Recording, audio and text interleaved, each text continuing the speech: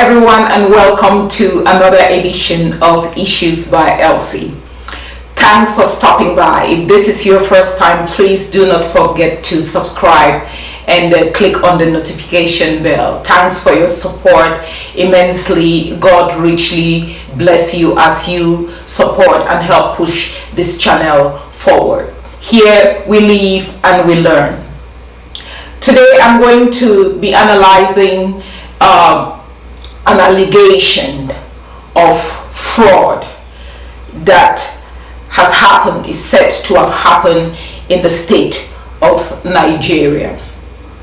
According to this report, an ex-governor in the name of Yahaya Bellow is said to have swindled state funds. He used to be governor of the Kogi state. He's said to have swindled funds while in the office to pay for school fees for his children in the international American school that is said to be in Abuja.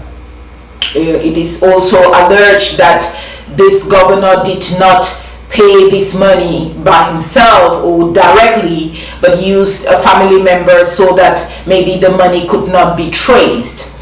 The said governor is said to have later on gone to court even with the International American School and won the case or whatever it is.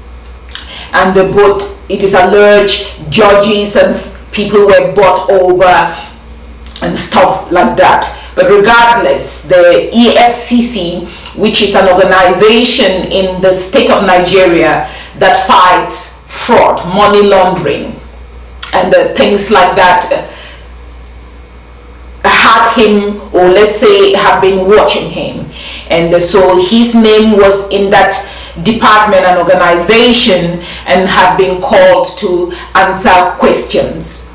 According to the EFCC chairperson, which I am going to be showing you a video, he said to have put a call through to him, and this is what transpired. Take a look at what the EFCC chairman of Nigeria said. The particulars of offense is there, is before court. Go and check it. Apply for our processes, please. You will get some of these particulars of offense there. Move money directly from government to produce the change. Use it to pay the child's school fee in advance. In advance. Dollars. How much? 70 what? In dollars, yes. In dollars. I think $72,000 or thereabout. $720,000, sorry. $720,000 in advance. In anticipation that he was going to leave government house. In a poor state like Kogi. And you want me to close my eyes to that? Under the guise of saying I'm being used. Used by who? At this stage of my life? Used by who? By who? For crying out loud. I assumed office here. I didn't initiate the case. I inherited the case file. I called for the case file. I called for the report. And I said, look, there are issues here. Do you know on my own, on my honor, I put a call across to him, which ordinarily I'm not supposed to do, just to honor him as a governor, as a immediate past governor. Sir, there are issues. I've seen this case file. Can you just come? Let us clarify these issues. I'm under camera.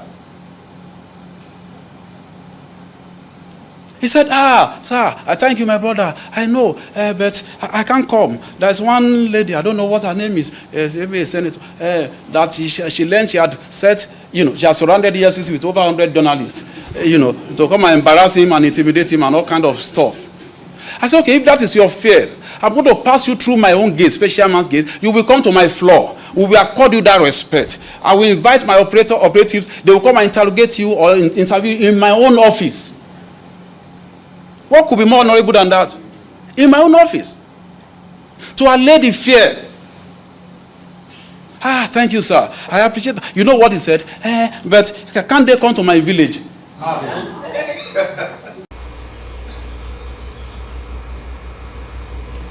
So according to this report, Mr. Chairman of EFCC, the organization that fights fraud in Nigeria, in the state of Nigeria, tried, in his own words, to accord respect to the said Mr. Yahaya Bellow. According to the chairman, he even was willing to have him give him a pass to pass through the back door to come in and answer the allegations or the query levied towards or against him. Mr. Bellow, on the other hand, is said to have maybe refused to come for reasons best known to him, giving excuses and instead asking the EFCC chairperson if they could not come and meet him in his village. When you watch and hear things like this, it just blows your mind, and you can't help but simply smile and laugh out of frustration, because if you are a citizen of the nation, it just explains why nothing is working.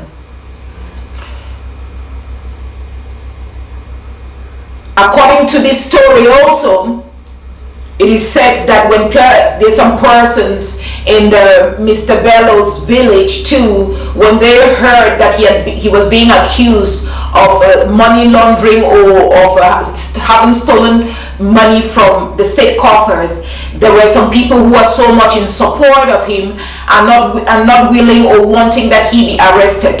So they went traditional. And take a look.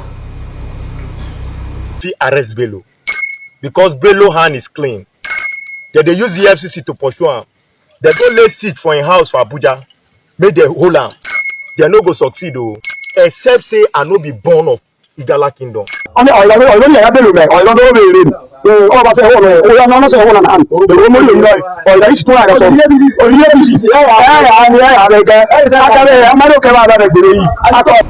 regards to this incident, I'm going to be analyzing 3 people with regards to this story for our understanding. I'm going to be talking about the EFCC chairperson. I'm going to look at Mr. Bellow, ex-governor, as a person. And then I'm going to be looking at us as the third person, or let's say the civilians. So let's start with Mr. EFCC chairman.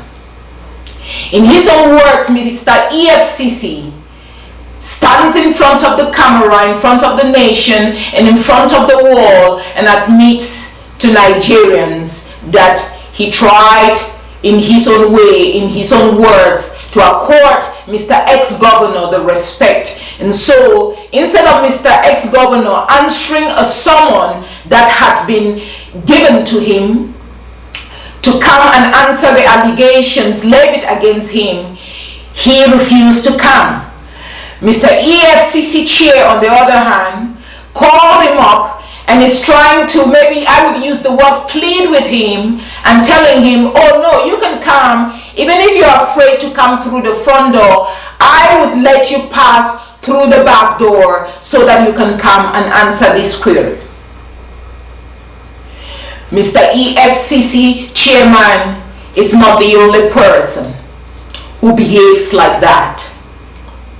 Why our nations are not working is because when people are given a duty, a post of responsibility, which often have laws and policies for them to follow, they come into the said office, and just like Mr. EFCC chair, they pick and choose who should follow due policy and procedure for reasons best known to them.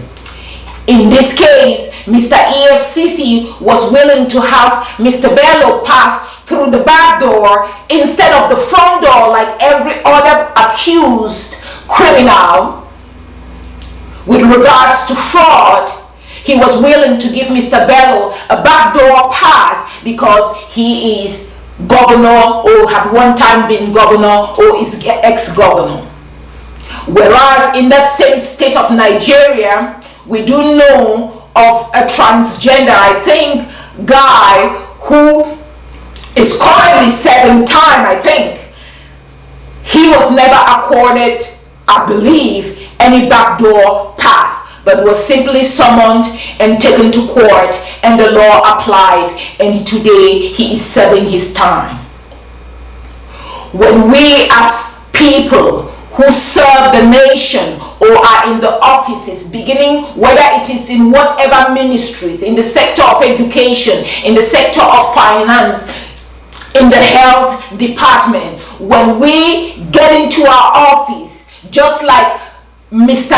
EFCC chairman, and we want to pick and choose who follows policy for reasons best known to us, maybe because they used to be governor, they used to be president. We want to cut across the laws or bypass the laws and favor some people and not favor some people, maybe because of their status, their money, instead of following due process and making sure that the law applies to everyone, whether you are high, you are mighty. It is the law, it is the policy. Follow due process.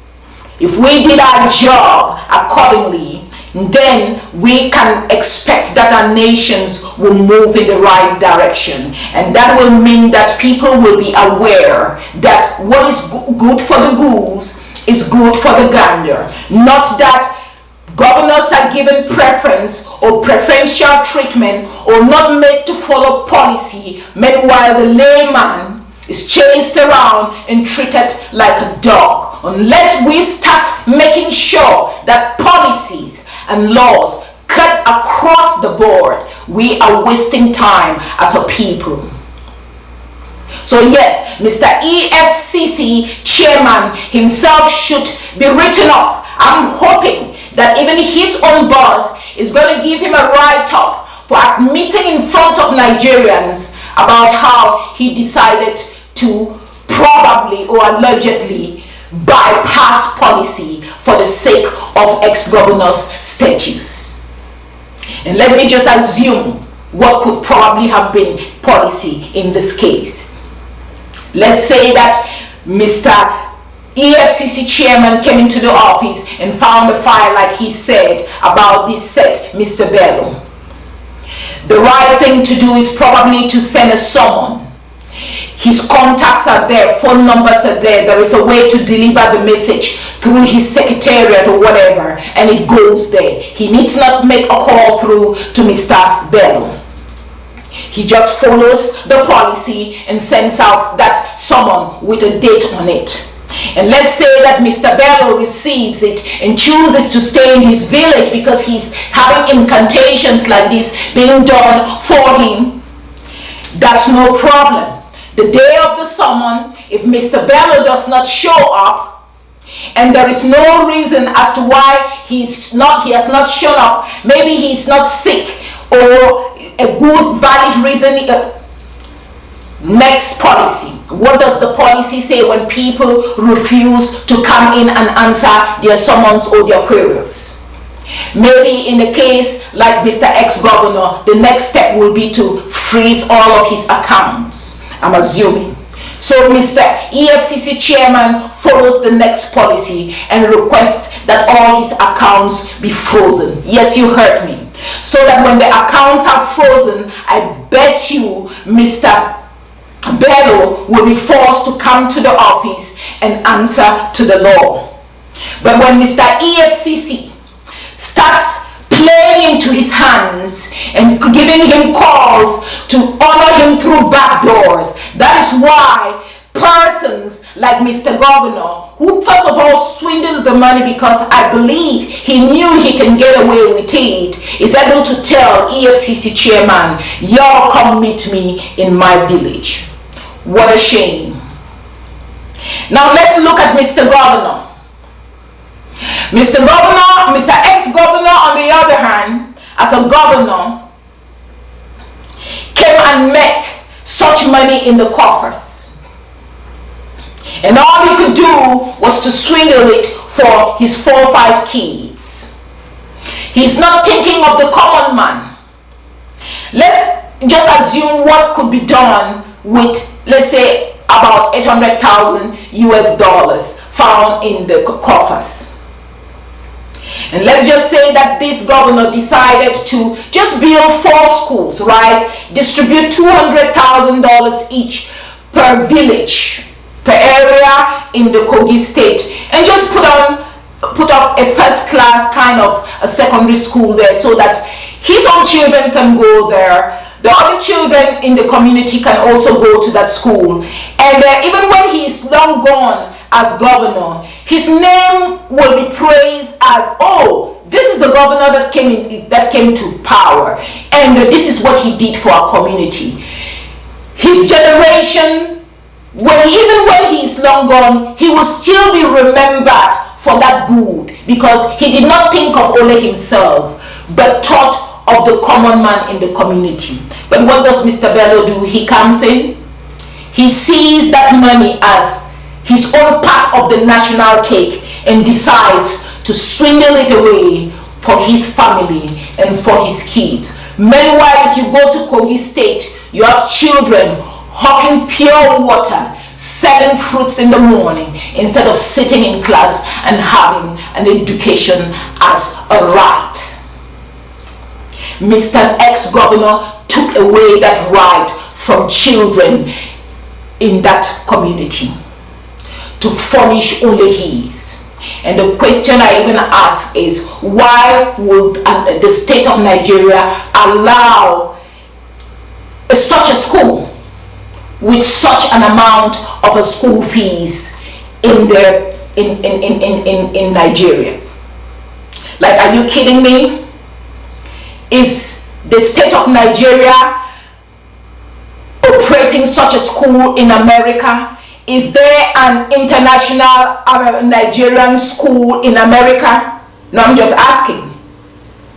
Is there an international Nigerian school in America being operated in America to serve Nigerian citizens or American citizens in Nigeria?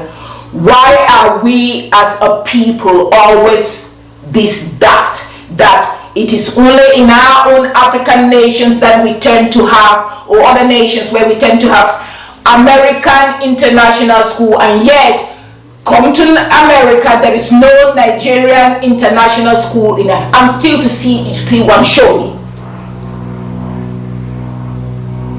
And are you even kidding me more?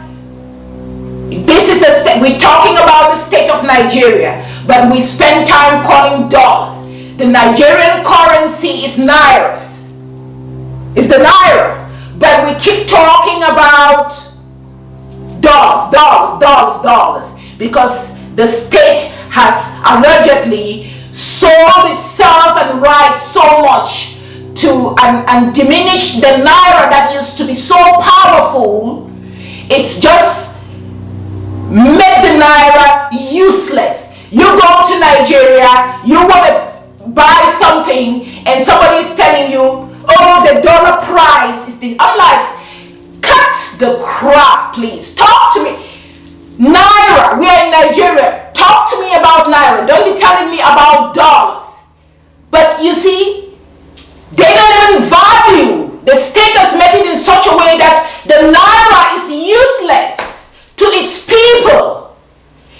The average Nigerian citizen is always talking about the US dollars. The US dollar and the Nigerian currency. People, stick to your currency. But do you blame them? When the nation, the state of the nation has so devalued its money such that governors, school fees in Nigeria is being paid in equivalents or in dollars. You wonder why the naira has no value, and the people spend time talking about the dollars instead of talking about the naira. These are some of the problems. Now, a governor goes in there, he doesn't care about the people. He steals because he knows he can get away with it, and successfully steals and gets out. Now, EFCC is trying to track him down, and he's giving his own excuses and not want to come and answer queries. You have other people supporting him with traditional acts for whatever reason, because they've sold their generations. Because people like that who do these incantations, you and I know that if you go probably into their families, all the ex governor did was give them 1,000 naira, and that was it. They are willing to go this length and do all these kind of incantations and protect the criminal. Now, let me come to us as citizens. In the state of Kogi, I believe when this so-called Mr. Bellow was running for governor, there were other potential people in the same state who probably are not really indigenes of Kogi State, but are Nigerians. And guess what? They probably were also running for governor, or don't even though they have the state in mind, they probably will not even venture into running for governor. You know why? Because people like you and I, who are citizens of Kogi State, we will tell the likes of such persons that, oh no, he cannot be governor in this state. Or he was not born in this state. His parents are not from this state. We go tribalistic. We will start to go, oh no, his mother is from Igbo land, so he's not from Kogi. No, his father is up from Hausa. So even though there are people in the Kogi State who have been resident there, who are Nigerians, who have lived there maybe probably all their lives, and who have that state in mind to be able to move it forward, guess what? The citizens of Kogi will not vote for such a person to come into office because according to them, maybe their mother is from Igbo land. They will bring all sorts of things to discredit such a person and then go for someone like Mr. Bellow, who comes, has no interest about the growth of the state, but just wants to make sure school fees for his children are paid, after which he swindles them up into the Americas or the Europe and pays expenses with the state money. And y'all continue to sit there and poverty is killing you. There's no good water to drink. There's no good hospital to go to because you rather vote for your tribesman than vote for excellence. And that's why the state of Kogi will continue to be like that until its people step up and push tribalism aside. It's not only the state of Kogi, whether it's Kogi, it happens almost in every African nation. The tribalism, right? The favoritism. No, he don't come from here now. That is what is killing us. That's what is killing us. We vote people into office who do not have our interest at heart. It is even alleged that in the same Nigeria, in one of the states, a so-called governor took state money in Nigeria and went over, I think it was South Africa, and built an A-class hospital per se. And guess what? After spending all that money to build such a hospital, whether it was in South Africa or where, allegedly, the business partner with whom he built, he provided the money and the building, the man kicked him out of it. And he, as a governor, could not talk again because the question is South Africa your home? No. Could he not have used that money to build an A-class hospital for the people of his state who are Nigerians and make their lives better as a governor? No. He chose to go and build it in another man's country at the expense of his citizens, and yet he was governor. Such are the likes of Bellow. Unless we as a people start making sure that policies and laws cut across the board, unless we begin to ensure that what is good for the goose is good for the gander, unless we begin to ensure that whether it is the president, the governor, the civilian that fails or goes against the law should apply to such a person. And in the case of Mr. Bellow, whatever is the sentence, that he actually, if found guilty, serves time. Yes, serves the appropriate time. We should stop wasting our time because it will be just Another talk, no action, and every day the state will continue to degenerate. It's not only in Nigeria. I can tell you, neighboring La Republic is worst. You go to neighboring La Republic, they will, in a physical year, they cannot even tell you what the income that came in through oil. Yeah, they can't even, the state can't provide that because it's owned by a particular person, allegedly.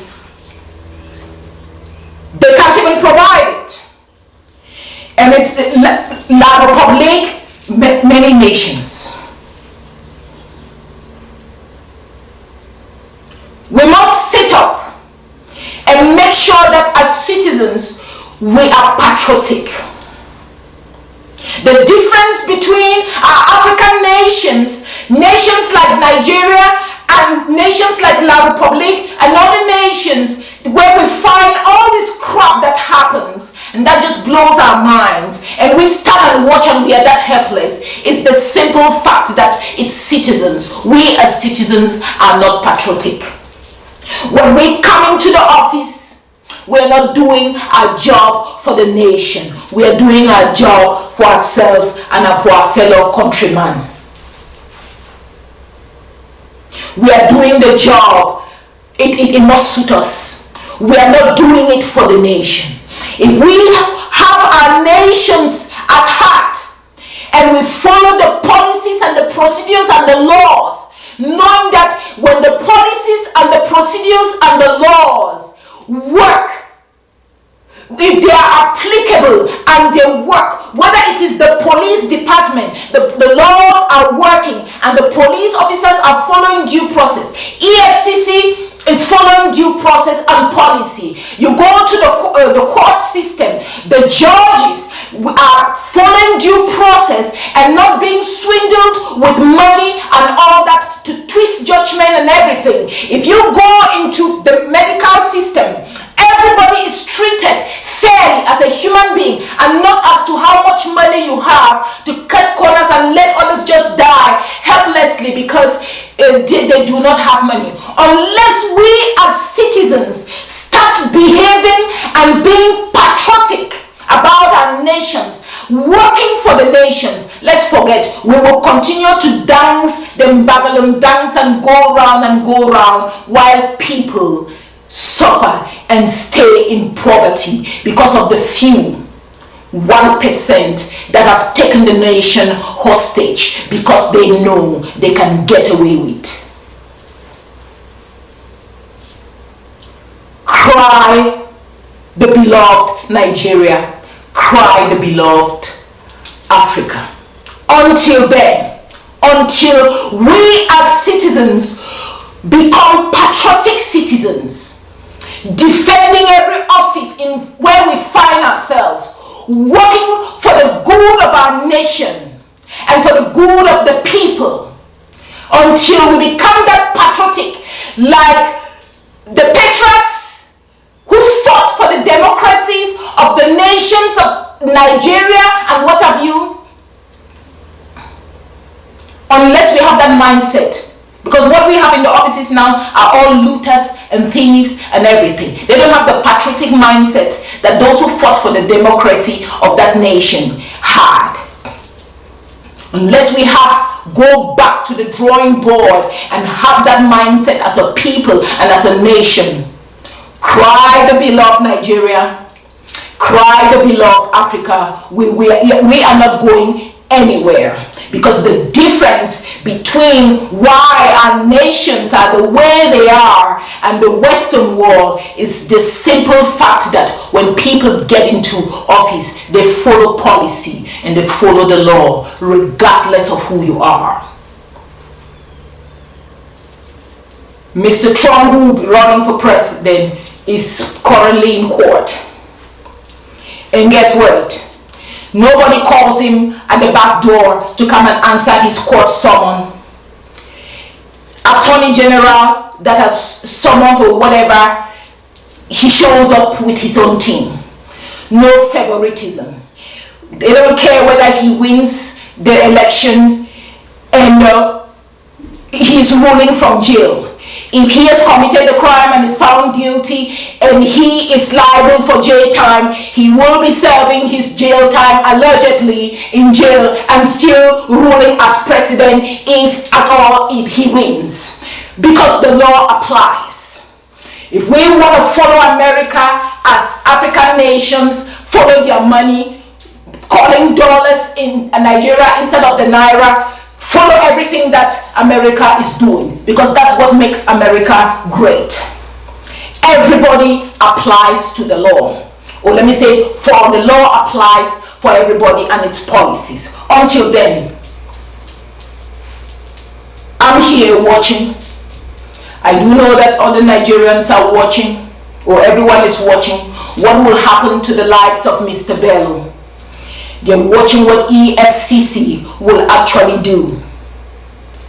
But until then, thanks for watching. I invite you to keep regular dates with me on my new series of Issues by Elsie on YouTube, Instagram, and Facebook. And thanks for joining me on this journey.